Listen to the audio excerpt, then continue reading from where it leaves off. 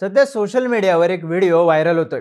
व्हिडिओमध्ये दिसतायत काही लोक एकमेकांना आधार देणारी, प्रत्येक पाऊल जपून टाकणारी। कॅमेरा जसा हलतो तसा आपल्याला कड्यावरून कोसळणारा धबधबाही दिसतो, पण आपली नजर हटत नाही ती पाण्यावरून। पायऱ्यांवरून वाहणारं पाणी, प्रचंड जोराने येणारा प्रवाह आणि त्यातून वाट काढण्याच्या प्रयत्नात असलेले पर्यटक। कुणी पाऊल उचलायचा प्रयत्न करणारं, कुणी सोबतच्या किंवा समोरच्या माणसाला आधार द्यायचा प्रयत्न करणारं। हा व्हिडिओ बघून भीती वाटणं स्वाभाविक आहे, कारण यात वरून पाऊस कोसळताना दिसतोय आणि वाहणारा पाण्याचा लोंढाही भीतीदायकच आहे। हा व्हिडिओ आहे रायगडावरचा।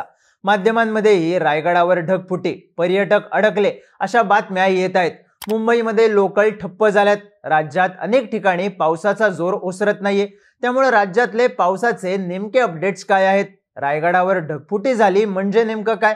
असा पाऊस पडतो कशामुळे? सगळीच माहिती जाणून घेऊयात या व्हिडिओमधून। नमस्कार, मी चिन्मय आणि तुम्ही पाहताय बोलभिडू।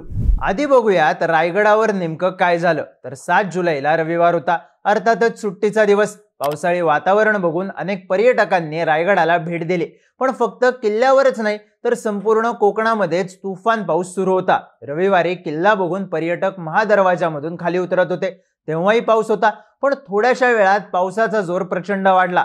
महादरवाजाच्या पायऱ्यांवरून पाण्याचे लोंढे वेगानं वाहू लागले आणि गड उतरणारे पर्यटक यामध्ये अडकले। काही स्थानिकांनी महादरवाजातून पहिल्यांदाच धबधब्यासारखं पाणी वाहत असल्याचं सांगितलं। या पावसातूनच काही पर्यटकांनी गड उतरण्याचा निर्णय घेतला, तर काही जण गडावरच थांबले।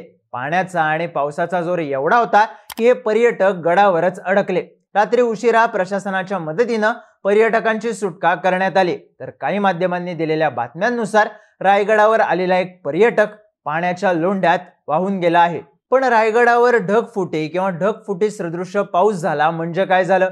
ढगफुटी होते कशामुळे ते आता पाहूयात। तर पावसाळी ढग जमा झाल्यावर गरम हवा आणि आर्द्रता यामुळे या ढगांमधलं पाण्याचं प्रमाण वाढत जातं। हे प्रमाण जसं वाढतं तसं पावसाचा जोर वाढतो, पण यावेळी आणखी एक प्रक्रिया होण्याची शक्यता असते, ती म्हणजे अपड्राफ्ट। यात एक हवेचा उभा झोत तयार होतो, जो ढगांना घेऊन आणखी वर जातो।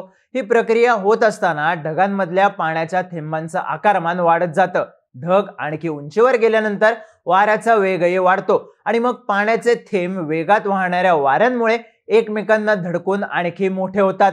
वाऱ्याचा वेग मिळालेले, उंचीवर पोहोचलेले हे पाण्याचे थेंब एकाच ढगात सामावलेले असतात। ढग वर घेऊन जाणारा हवेचा झोत एका पॉइंट नंतर वेगानं खाली येतो। यावेळी या हवेच्या झोतामुळे ढगात तोलून राहिलेलं पाणी वेगानं खाली कोसळायला लागतं। हवेचा हा उभा झोत आता जमिनीच्या दिशेनं आलेला असतो, ज्याला डाऊन ड्राफ्ट असं म्हणतात। ही अप ड्राफ्ट डाऊन ड्राफ्टची प्रक्रिया ढगफुटीला कारणीभूत ठरते, कारण ढगाचा आकार फार मोठा नसल्यानं एकाच जागेवर खांबासारख्या आकारात पावसाचं पाणी कोसळताना दिसतं। थेंबांचं आकारमान, जमिनीवर पडण्याचा वेग जास्ती असल्यानं ढगफुटीवेळी काही मिनिटात प्रचंड पाऊस पडतो। आता याचा अंदाज द्यायचा झाला तर एका मिनिटाला 30 ते 40 मिलीमीटर किंवा त्याही पेक्षा जास्त पाऊस ढगाचा विस्तार आहे तेवढ्याच भागात पडू शकतो। यावेळी पाण्याचा जोर एवढा असतो की जमिनीचं पाणी शोषून घेण्याचं काम थांबतं, त्यामुळं पाणी साचायला लागतं। डोंगराळ भागातून किंवा उतारावरून पाणी वाहत राहतं। जे रायगडावर झालं, माथ्यावर ढग जमा झाले, ते उंचीवर गेले आणि डाऊन ड्राफ्ट तयार झाल्यामुळं ढगफुटीसारखा पाऊस पडला। साहजिकच पायऱ्यांवरून पाणी वाहायला लागलं आणि त्यात पर्यटक अडकले। आता रायगडावर उपाययोजना काय करण्यात आल्या आहेत? तर 8 जुलैपासून 31 जुलैपर्यंत रायगडावर पर्यटकांना प्रवेश बंदी करण्यात आली आहे। पायऱ्यांचा मार्गही बंद करण्यात आला आहे आणि रोपवे सुद्धा। जे पर्यटक गडावर अडकले आहेत त्यांना रोपवेच्या माध्यमातून खाली उतरवण्याचं काम सुरू आहे। पण पावसामुळे फक्त रायगडावर अडकलेल्या पर्यटकांचीच अडचण झाली आहे का? तर नाही। अलिबाग आणि मुरुडमध्ये शाळा आणि कॉलेजेसला सुट्टी देण्यात आली आहे। अलिबागच्या भिलजी, रामराज, बोरघर या भागांमध्ये मध्यरात्री पावसाचा जोर वाढला। अर्ध्या तासात पडलेल्या पावसामुळे कित्येक घरांमध्ये पाणी शिरलं।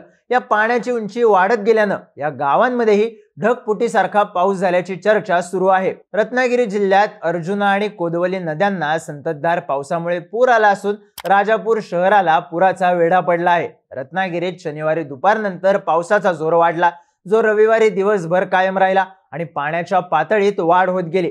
खाली सिंधुदुर्गामध्येही मुसळधार पावसामुळे अनेक गावांमध्ये पाणी शिरल्याच्या घटना घडल्या आहेत। ठाणे जिल्ह्यातल्या उल्हास, भातसा, काळू आणि भारंगी या नद्या पूर्ण भरून वाहत आहेत.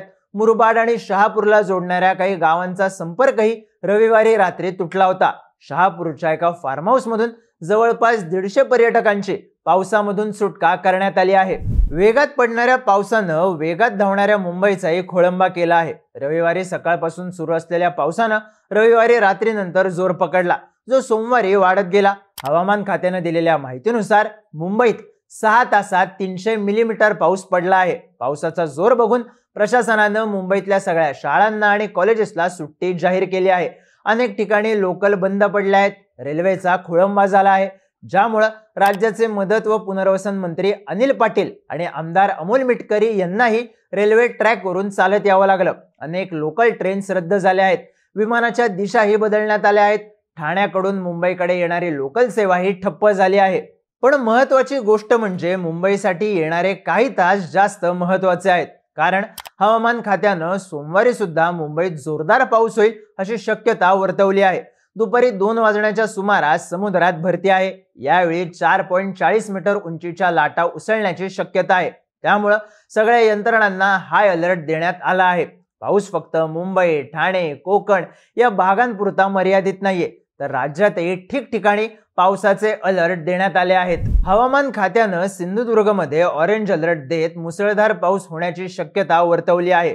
तर रायगड, रत्नागिरी, पुणे, सातारा, कोल्हापूर, अमरावती, नागपूर, भंडारा, गोंदिया, गडचिरोली या जिल्ह्यांमध्ये जोरदार पावसाचा येलो अलर्ट देण्यात आला आहे. सोबतच धुळे, जळगाव, सोलापूर, सांगली, छत्रपती संभाजीनगर, जालना, बीड, धाराशिव, लातूर, नांदेड, हिंगोली, परभणी, बुलढाणा, अकोला, वाशिम, यवतमाळ, वर्धा आणि चंद्रपूर या जिल्ह्यांमध्येही वादळी पावसाचा येलो अलर्ट जाहीर करण्यात आला आहे. थोडक्यात आगमनानंतर आठवडाभर विश्राम घेतलेल्या मान्सूननं आता पूर्ण राज्य व्यापलं आहे. प्रशासनानं ठिकठिकाणी एनडीआरएफची पथकं तैनात केली असून गरज असेल तरच घराबाहेर पडण्याचं आवाहन करण्यात आलं आहे.